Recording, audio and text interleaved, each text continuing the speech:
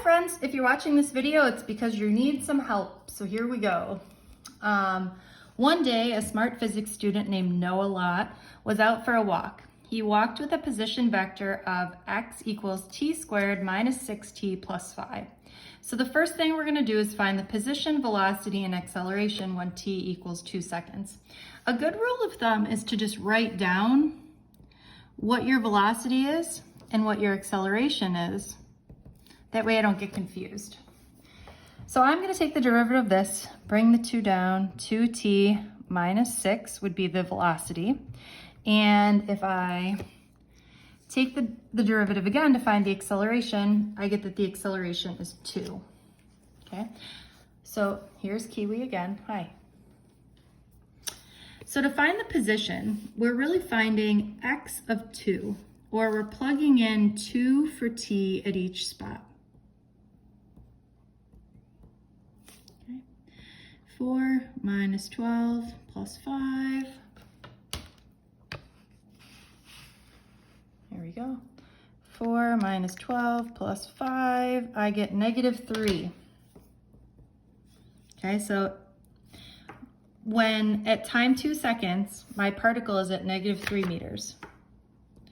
The velocity of 2 is going to be 2 times 2 minus 6, or 4 minus 6, or negative 2 meters per second.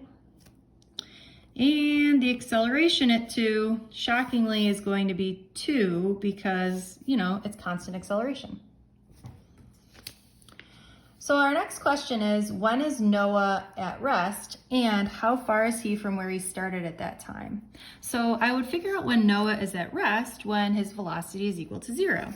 So I'm trying to calculate when 0 is equal to 2t minus 6. Solving for t, 6 equals 2t, or I get that t is equal to 3 seconds. When is he at rest? T equals 3 seconds.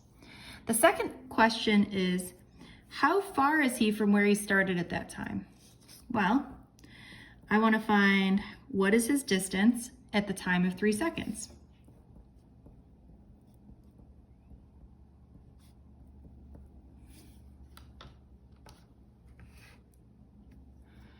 Three squared minus 6 times 3 plus 5 is negative 4. So he is at a distance of negative 4 meters when he's at rest. And last but not least, we're calculating the average velocity of Noah during the interval of 2 to 5 seconds. So again, the average velocity is the change in x over change in t. My change in t is easy, 5 minus 2. And I already know x of 2 because I calculated it up here. I can find x of 5 in the same way where I did 5 squared minus 6 times 5 plus 5. 5 squared minus 30 plus 5, 0. Okay, so my x is changing from 0 to negative 3. Do you see what I did here? Because when I'm minusing a negative, it really makes a positive. So this, the top is 3, the bottom is 3, or my average velocity is 1 meter per second. I can hear what you're thinking. Gee, I wish we had another problem. Here we go.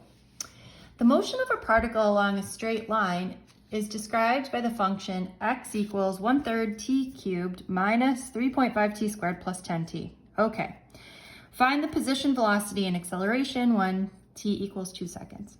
The first thing I'm going to do is go ahead and calculate what the velocity is.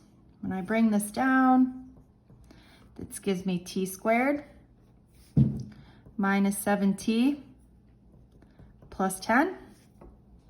And when I take the acceleration, 2t minus 7. Is the velocity constant? No.